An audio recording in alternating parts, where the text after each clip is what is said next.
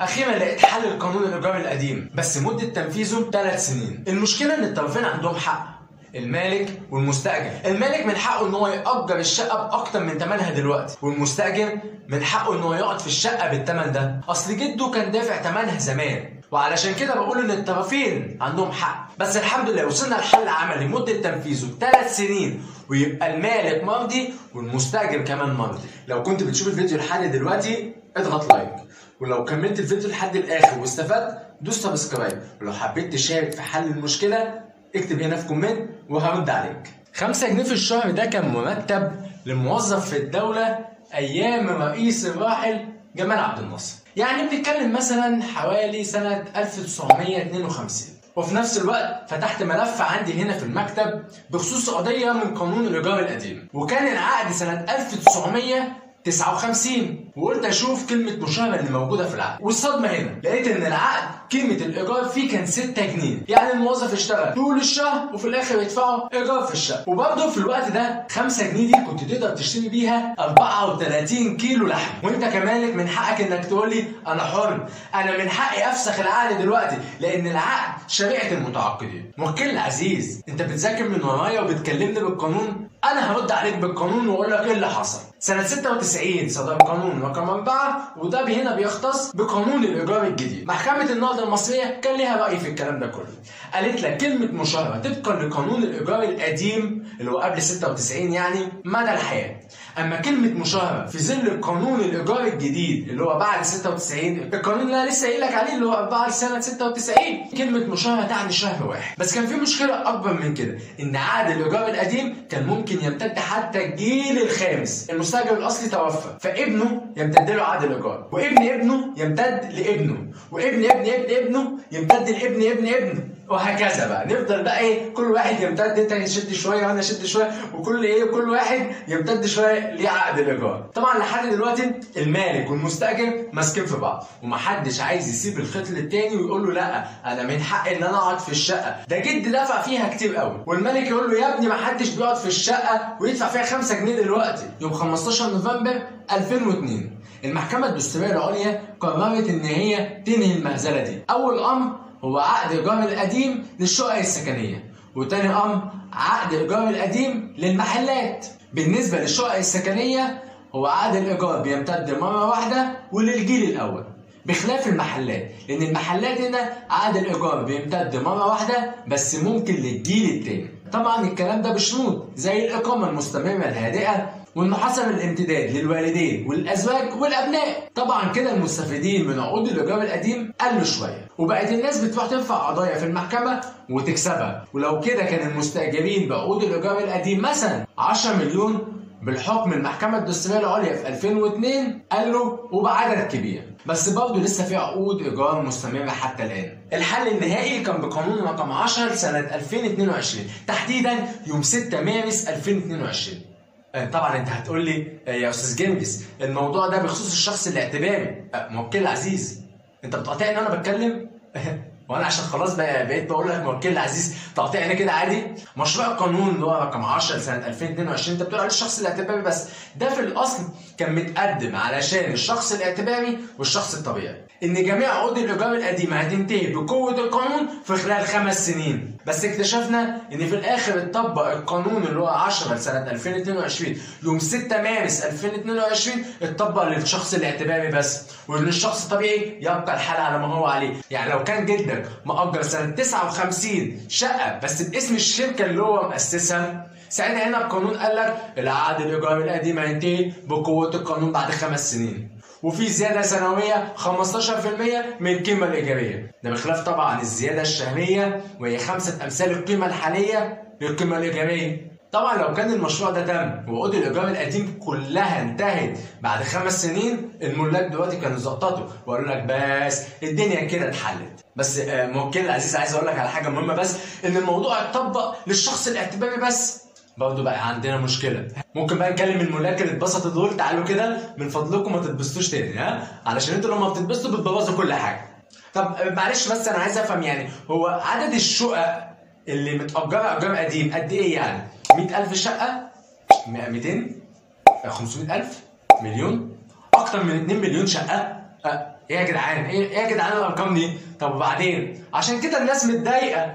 بس هو الملاك بس هم اللي متضايقين ولا المستاجرين؟ اما المستاجر طبعا قاعد ب 5 جنيه، هو طبعا يعني ما بيدفعش اي حاجه غير ميه وكهرباء والدنيا ماشيه معاه. طبعا الملاك بس هم المتضايقين، بس برضه المستاجرين جدهم كان دافع مبلغ وقدره ايام زمان. واحنا بالحل اللي بنقدمه النهارده ده زي ما قلنا هو مقترح، انا ما بلزمش بيه حد، ولكن اللي بيقدر يفكر في حاجه يقولها. وانت كمان لو عندك حل مناسب يرضي كل الاطراف وبما يرضي الله اكتبه هنا في كومنت ان احنا هنحل مشكله الايجار القديم كله في 3 سنين. طبعا ده على مراحل، والاهم من كده ان احنا فعلا ما نظلمش حد. اللي من حقه يقعد في المكان هيقعد وهيمتد له عقد الايجار، واللي مش من حقه هيمشي. وعشان نقدر نحل موضوع الايجار القديم كله في 3 سنين محتاجين يتم انشاء لجنه. اللجنه هتبقى مختصه بس بقانون الايجار القديم، طبعا لان الموضوع ده كبير مش صغير. اللجنه دي هنسميها سين، ويتم انشاء اللجنه دي من قبل مجلس الوزراء. وبعد ما يتم انشاء اللجنه نبدا هنا اول مرحله من 5 مراحل. المرحله الاولى ومدتها 6 شهور، يجب على المالك او المستاجر انه يروح يتقدم بفتح ملف داخل اللجنه. اللجنه دي تبقى في الحي ولكن تحت اشراف مجلس الوزراء. الطلب اللي هيقدمه المالك او المستاجر وليكن تحت مسمى طلب فحص، والطلب ده هيبقى ملف كل حاجه ليها علاقه بالشقه. المالك او المستاجر انه يقدم كل الورق الدال على امتلاكه للشقه او استئجاره للشقه. المالك او المستاجر من حقه انه يقدم اعلام وراثه، اصول كهرباء، يقدم اصول ملكيه. من حق المالك او المستاجر ان هو يفتح ملف ويقدم كل المستندات اللي تهمه. وعلشان الموضوع ما يبقاش كبير قوي والملف نلاقي فيه 600 ورقه، من حق اللجنه ان هي توضح ايه المستندات المطلوبه زي اعلامات الوراثه، تسلسل ملكيه، الكلام ده كله. والمرحله الثانيه مدتها 6 شهور. في المرحله دي اللجنه هتكتب تقرير مفصل لعقد الايجار ده، مده عقد الايجار من سنه كام، مين اللي قاعد دلوقتي في الشقه، هل يحق للمستاجر دلوقتي ان هو يقعد في الشقه ولا لا طبقا للقانون القديم. والتقرير ده مهم جدا نستفاد منه فيما بعد. كده خرجنا بشويه معلومات واحصائيه نقدر نستفاد منها فيما بعد. كده اول سنه عدت وانا عارف مين من حقه يقعد ومين مش من حقه يقعد وعندي كل المعلومات. والمرحله الثالثه مدتها برضه 6 شهور، وهدف المرحله دي انشاء قانون موحد. والقانون ده طبقا للاحصائيات اللي كانت موجوده في التقرير اللي احنا قلنا عليه. ونتيجة الإحصائيات غالبا هيبقى موجود فيها 4 فئات. الفئة الأولى ودي شقق سكنية مغلقة غلق تام ومحدش قاعد فيها. طب نسيبها ليه؟ يبقى التقرير مكتوب فيه انتهاء عقد الإيجار. والفئة الثانية مستأجر ليه شقة ومن حق له إن هو يقعد فيها ومن حق له الامتداد طبقا للقانون، بس هو ما بيقعدش فيها وسايبها كده وعنده شقة تانية وعايش حياته. هنا بعد ما اللجنة تفصل في الموضوع بشكل حازم هتيجي تقول للمستأجر ده بص احنا عارفين ان انت من حقك انك تقعد في الشقة، بس من فضلك سيبها للمالك وهندي لك تعويض.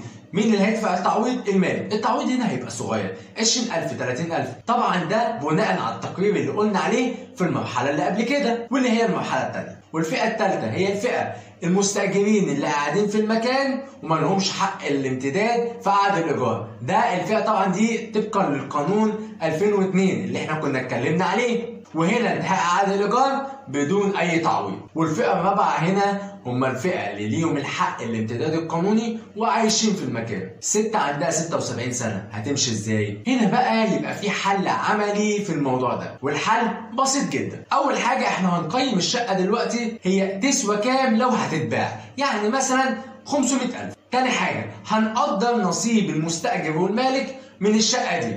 في فرق ما بين شقة متأجرة سنة 1950 وشقة تانية متأجرة سنة 1980، لأن الجنيه زمان قيمته غير القيمة دلوقتي. وطبقا للتقرير ده يبقى كده في نسبة. المستأجر علشان يقدر يتملك الشقة يدفع كذا للمالك، وعلشان المالك يقدر يخرج المستأجر من الشقة يدفع قيمة كذا. طبعا الكلام ده علشان يخرج باتفاق نهائي. وهنا بقى بيتم إنشاء جلسة، والجلسة دي علشان يحضرها لازم محامي من كل طرف زائد الطرف ذات نفسه. لو وصلنا لاتفاق يبقى كويس. وكده يبقى المرحلة الثالثة خلصت بالسلامة.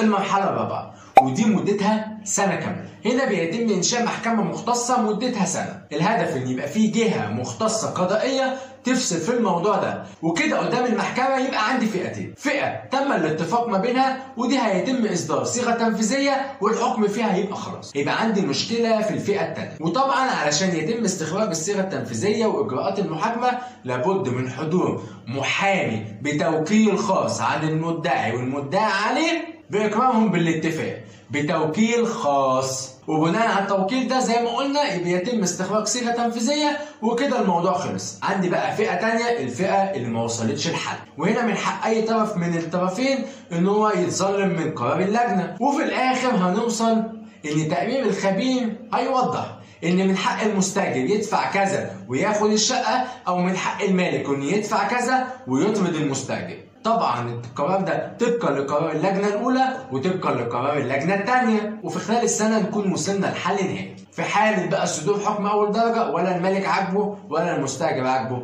من حقهم ان هم يستأنفوا، بس هنا بقى المحكمه الاستئنافيه يبقى عندها قرارات صادمه. المحكمه هنا هتقول بما انتم مش عايزين تحلوا الموضوع وتخلوا الموضوع كده ثابت، لا احنا نحل الموضوع. رفع قيمة الإيجار للشقة وليكن هو السعر العادل السوقي 1000 جنيه، يبقى 5000 جنيه. وبالنسبة للمالك أنا مش هسيبك كده، هيبقى في حظر تعامل على الشقة، بيع، إيجار، أي حاجة تانية ممنوع إنك تتعامل على الشقة دي لمدة قد تصل ل20 سنة. يبقى كده المستاجر مش هيعرف يقعد في الشقة ولا المالك هيعرف يستعمل الشقة في أي حاجة. المستاجر لازم أسيبه حوالي 6 شهور عشان يقدر يعدل وضعه، والمرحلة الخامسة والأخيرة مدتها 6 شهور، ودي تختص بتنفيذ قرارات المحكمة اللي احنا قلنا عليها. وده طبعا كان اقتراح وتصور لحل مشكلة الإيجار القديم، بس الأهم ان اللي يحل المشكله دي يبقى مع المالك والمستاجر وما يظلمش حد. وانت كمان ممكن تفكر في حل، يمكن الحل ده يبقى صالح للمالك والمستاجر. شكرا لمتابعتكم.